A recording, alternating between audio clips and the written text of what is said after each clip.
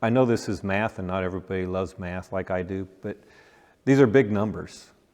And I'll try to put it in perspective in a moment. You know, the gravitational constant, 10 to the 60. I mean, what's 10 to the 60? It's like a crazy, crazy number. That's infinity to most of us. You know, electromagnetic force constant, the cosmological constant, the mass density of the universe, the expansion rate of the universe, which is actually the rate in which the stars are moving apart. Initial entropy, which is how much disorder there was at the very beginning, and then all these other minor ones. There's actually more than 120 different universal constants that have been identified so far by science, that if they were different, everything that we have would be, our existence would be different. Chances are there would be no chance for life. So it's a lot of probabilities, and they all have to be exactly the way they are for us to have life here on Earth. So let's take another quick look at the universe. This is the Webb telescope. And scientists, that's the Big Dipper, by the way. And as it zooms in, I want you just to think about the arguments that Craig just talked about. Is chance, is necessity, or is design the most probable? And I know, as I've read a lot of the scientists trying to evaluate what they see, they're starting to question their opinions of time, their opinions of origin. They're starting to think matter might not be real. These are really smart people because things are so complex and so specifically fine-tuned that their scientific intellect is telling them that there has to be an explanation beyond what we see. So now they're starting to question even their science. I know some people don't even believe that gravity is real anymore by what they see, because these images are just amazing. So that's just a little bit of a taste. And tell Hank I put extra pictures in here just for him. But I think the difference is, as a Christian, our worldviews are not shaken as science discovers more and more. And that's one thing I want to reinforce, is science actually supports what we believe. Science usually overturns what the scientists believe. Over time, their opinion, tends to fail in some aspect. I mean, Einstein's theory of relativity, well, we found that it doesn't work in some cases. Well, he was human. He didn't understand the whole picture, even though he's a really smart human. So I guess the newsflash for us is that there's a reason it's complex. One thing, it's meant to stimulate our brains. I think God made all this vastness of the cosmos so we never fully understand. And it takes a pretty amazing intellectual mind to imagine what it is we see in just this little corner of the sky. Go ahead. Time is their big thing. So how do they get past the idea that all of these things have to be there at the same time, or it doesn't work? Yeah, there's no way to do it in a sequence. You can't do it. Well, I know the one thing with time that scientists are struggling with right now is what they see kind of destroys their idea of long universe. Because why do I still see so many stars? Wouldn't they have burned out long ago? So they've come up with all these very imaginative theories on how stars come back. We'll save that for a sci-fi session sometime. But I mean, we still have all these stars. If really we're billions and billions of years old, there should be less instead of more. And their idea of light is you can see light from so far away now that it almost has to have been there at the origin of the universe, which means the universe had to get to a certain stage quicker than the expansion rate, in a way that basically it's like there was nothing, all of a sudden there's something like this. The in-between doesn't appear to exist.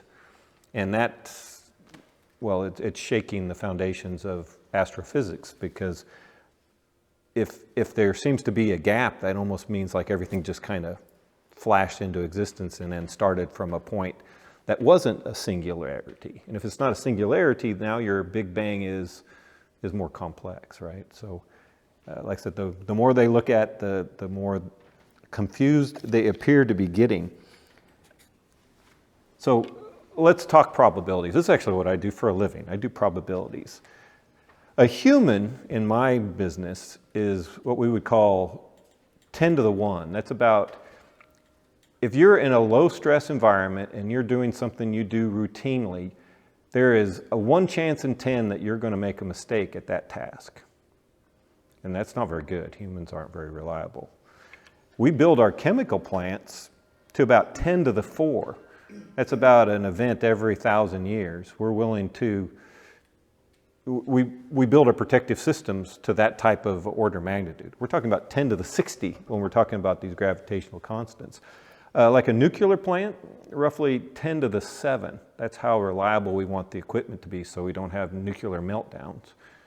So these are very reliable systems. So when we start talking about numbers that are way, way bigger than this, it starts going past plausible to what we say in science. I have a really technical term for these probabilities. It's called impossible, right?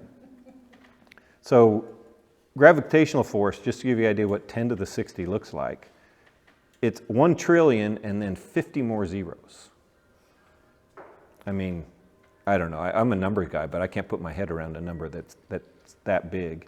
So the 10 to 60 means that the error. If it was that, that's the sensitivity of the number. If it was off by that sensitivity, yeah. So it's like, it's a number that you can't comprehend. If it's that much off, it's just so precise. Precise is the right term. And I grew up with this game, Yahtzee. Anybody ever play Yahtzee? It's a. I play it with my husband because he's concentrating on the numbers and winning. Me, I just play for fun. See, I'm going to give you the numbers, right? So, Yahtzee, a 6-sided dice. You have a 1 in 6 chance that a 6 is going to come up, right? 2, well, they multiply, right? 1 in 6. 1 in 6 is 1 in 36 chance that you would get 2. You do 6 of them, it's about a 1 in 46,000, which is roughly a 10 to the 5 type of number. So when you start talking about rolling 10 6s, it's a lot. We're talking about 10 to the 60, which is gravitational. It's like a truckload, all coming up 6s simultaneously. And just give you an idea. I mean, like I said, my scientific term for it is impossible, right? You can calculate a probability that makes it completely improbable that it would take place. So at the universe level, at least, the fine-tuning, the exactness of all these components that we take for granted. Science wouldn't even work if we didn't have these things. To be able to actually do science, it has to be so detailed and so precisely tuned. So at the universe level, at least, it looks like there has to be a mind behind the detail. That's what all these atheists were saying, effectively. There's some power, that's what they always say. There's some power that seems like it fudged the numbers to get to this place. And they won't come out and say, it's like, okay, that's God, okay, it's God, but they at least get to that point where they recognize there's something that it's so precise that you can't explain it. So let's take the next step back. Let's look at the galactic level. And this is, I think, what's this galaxy called? This is M101. They do an alphanumeric because there's just too many of them, right? They started naming them when they first put up Hubble, and they quit that after about a year. It's just, you can't keep up with it. And this is effectively what the Milky Way, our galaxy, is supposed to look like. And our galaxy is exactly the right shape, size, and density as far as how many stars there are. We have exactly the right number of stars. Each star is the right size. The stars are all the right intensity to allow us to have a region that can allow life. And there's untold trillions of galaxies. You've seen in just a few of the pictures that I've shown. That's like a pinprick of the sky, and you saw how many galaxies there were. But this is what they call the Goldilocks zone, and it's this precise location that makes life possible. And this is an artist's depiction of what the Milky Way galaxy looks like. You can see our sun. We're on what they call the Orion Spur. That's the Orion constellation. You can see Perseus and Sagittarius. You can kind of see where these stars that make up the constellations we see in the sky fall relative to us. And what I think is so amazing, that out of the vastness of the sky and all these galaxies, this specific region on this specific galaxy has everything that you need so that you could have life, right? It's important for the planet formation and some other things. Now, scientists have discovered other galaxies where they think there might be these type of zones, but they don't know. There could be, and actually, one thing I think as Christians we should think about is, okay, you'll hear a lot on the news about ET, extraterrestrials, life from outer space. Is there anything in the Bible that would be challenged if that was true? No. Exactly the right answer. In fact, God never told us we were alone in space. Now, we very well, I tend to believe we are, but our faith shouldn't be impacted by that in any way. I actually saw a really funny cartoon. I wish I'd put it up, and it shows this little green man coming in a space, a little flying saucer, and he lands, and this guy's all shocked, right? And he comes up and talks to him, and the first thing the guy does is, he's a Christian. It's like, I'm a Christian. It's like, oh, you know Jesus, this little green man. It's like, yeah, and the Christian's all shocked. It's like, how do you know Jesus? And it's like, well, he comes every Wednesday. It's like, what did you guys do when he showed up? So we have pizza, It's like so. It's like I think we so easily think that those type of things would rock the foundation of our faith, and they really don't. What God promised is He made everything, and He made us in His image, and He made us to have a relationship with Him.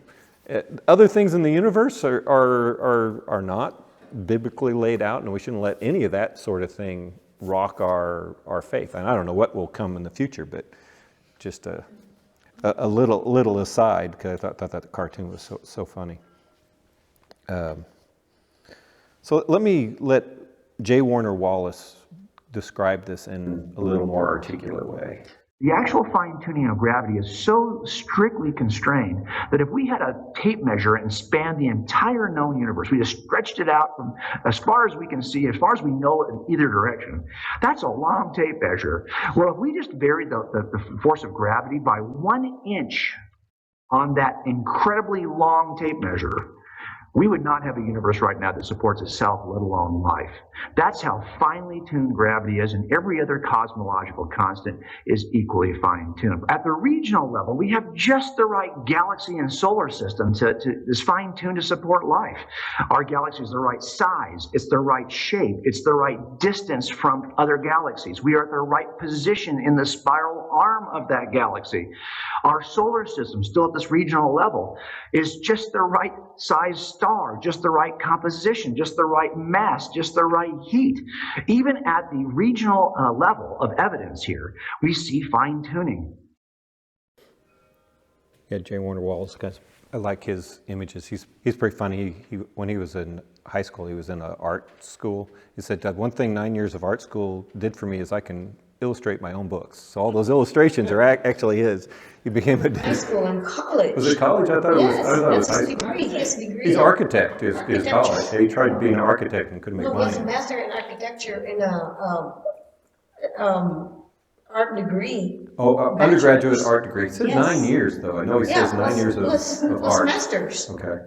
So, but he illustrates his own books, which is good. But he also puts it in language that it's kind of the language that most people speak in. So does that any questions about the first two levels? It's somewhat a lot of numbers, and so let's look at the solar system. The solar system level, we were talking about the planets, and our solar system is very amazing. I'm going to let William Lane Craig talk talk with you for a little bit, and then we'll chat about the complexities. No, maybe not. I'll look at the picture for a second. I think if you're not familiar with the way our solar system is set up, it has got an incredibly fine design. You have these gas giants on the outside, which are like vacuum cleaners. They collect every odd little bit of trash that comes into our solar system from the galaxy. Because of their gravitational force, almost nothing can get through. And then you see there's asteroid belts that protect the inner planets. And in fact, the other inner planets help Earth to stay in its orbit, so it's in a habitable range. Another interesting thing, like I said, I'll play the William Lane Craig's video first, but I want you to think as they talk through this, why is our solar system flat? Well, everything basically orbits. That's the reason when you look in the night sky, you can pick the planets up because they're always in a line, right? There's a little bit of complexity to that. Not only What? Go ahead. the picture you've got right there with them all in a line. No, they're all on their orbits. I believe that, but that. Oh no, line's that's purposely disingenuous line for is sure. Not right. They're here and here and here and here. Oh yeah, I couldn't put them all on the page if this is an artist depiction, Okay. and it's not to scale either. Jupiter's like. Well, interesting thing. Well, Alexa, Frank Turek is the one I'm going to play next. What's interesting about the planets is they all spin at different rates. They all have a different tilt to them. And in fact, they don't all spin on the axis of the solar system. Uranus, which is the bluish one, actually spins the opposite direction. Earth spins this way, Uranus spins this way. They still don't have any clue why that is, because it kind of causes problems with the formation theories. And Laura is absolutely right. They're not all in circular orbits, and they're not all exactly in the same. She's a star planet person right there. Yeah, but the one that always kills them is comets. Yeah, how does the comet factor in? Because they're part of the solar system, right? And they don't follow any of these orbital rules. And we still have comets, even though our solar system is billions of years old, that's for another story. Not only is the universe designed in this way, our solar system appears to be designed with us in mind. Let's take a look at the solar system here for a minute. Stay awake, stay awake. Here we are, third rock from the sun. If we were just a little bit closer to her, a little bit further away, we couldn't survive. A little bit closer to, we'd burn up. A little bit further away, we'd freeze. We are in what scientists call the Goldilocks zone. It's not too hot, it's not too cold, it is, that's a lie, it's too hot here in the summer. The axial tilt, 23.5 degrees, change that slightly, we don't exist. Earth rotation, 24 hours, change that slightly, we don't exist. The size and distance of the moon from us, change that slightly, we don't exist. If Jupiter was not in its current orbit, we couldn't exist here. Why not? Because Jupiter is the cosmic vacuum cleaner. Its gravitational force is so strong that it attracts most of the meteors and space junk to it rather than us.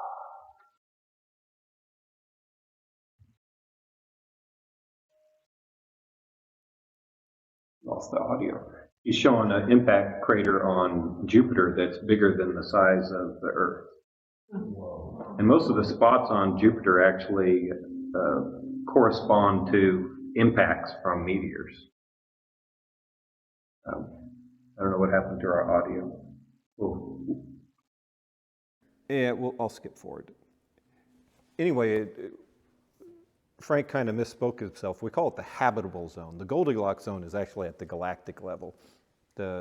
Inside the solar system, the region that is habitable or that life can exist is really narrow. And if you look at our solar system in this graphic, you see that there's only one planet in our solar system that actually falls into the habitable zone.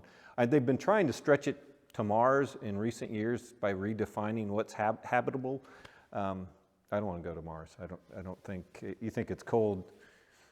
No, thank you. So, but the point of the solar system model is the fact that everything has to be exactly how it is, or Earth would not be the way it is. And the really remarkable thing is why the solar system is shaped the way it is. It doesn't make any sense that we're basically a disk. And because the spins are different speeds and different axes, most of the models that always show this gravitational force kind of fluctuating, and that's how the planets build. That's how I learned it in school, that you had this dust cloud and they kind of came together, and the model doesn't really work scientifically. It sounds really good when you're telling it to high school kids, but it actually scientifically, it doesn't work real good. There are a lot of forces that we don't understand that result in what we have that don't really make sense based on the science. There has to have been some sort of force that we're not aware of. That's what the scientists will tell you. There's some force that we're not aware of that gave rise to this or to that. Well, we know what that force that gave rise to it is. That's the God force. It wasn't just time. Time wouldn't help you. Randomness doesn't help you. There has to be some intelligent design to make a detailed design that is so complex. And that's what you just keep seeing. So let's look at the next layer, and it starts getting more interesting as we get closer to us. This is our local level, the planet Earth. And planet Earth is, and this is just a picture from space. Our planet is so incredibly amazing that I don't think we always take it. It spins at exactly the right speed. Do you know how fast you're moving right now? Not very fast. What is it? I think it's is it 67,000 miles an hour? Yes, and you don't even notice it. And we're spinning. Yeah, I don't know. I'd have to do the calculation, but just six. Yeah, yet you're moving 67,000 miles an hour around the sun, and the water just doesn't go pouring out into space. The air stays. I mean, science will tell you we understand all this, but they actually don't understand why our atmosphere stays the way it does. It has to do with the magnetic fields, and there's all these other forces which are very precise, because if they were any stronger, the atmosphere would collapse. If they were any weaker, the atmosphere would go away. You think that they would convince themselves that there's a higher being, that there is a God, when they sit and think about all those aspects together, the spinning, the solar system, everything, somebody's got to put it together. It's intentional denial. Yeah. It really is. What you'll hear often is this idea that I don't know what it is, but it can't be God. Because God's impossible. It's not necessary.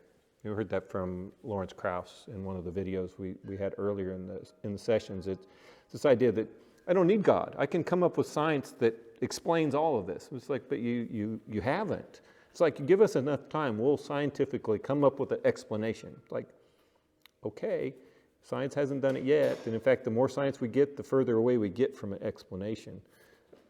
And the concentration of oxygen, the fact that our crust is the right thickness, the right compositions for organic life, water, which is such an amazing element. We take it for granted, but without that, there is no life on Earth. And so I'm going to again let William Wallace tell you in his more. J. Warner Wallace, sorry. My tongue is not always good, and today's one of those days. And this is J. Warner Wallace explaining the fine-tuned aspects of Earth. Not only that, at the local level of our planet Earth, it's just the right size, just the right terrestrial depth of our crust of our planet to allow for the tectonic movement of plates, just the right atmospheric conditions. We happen to have a moon of the right size that is not so overbearing that it stops the rotation of Earth, but it allows the kinds of seasons we see in our planet, the kind of tides we see in our planet. All of this is fine-tuned. All right. So I know that's the short version of a very long talk that he gives. Any questions about the fine-tuning aspects before we get into life? And then I won't really get into evolution in detail today, although I'll probably make some side comments. But why don't we take a quick break and we'll come back and look at the incredible design that life is.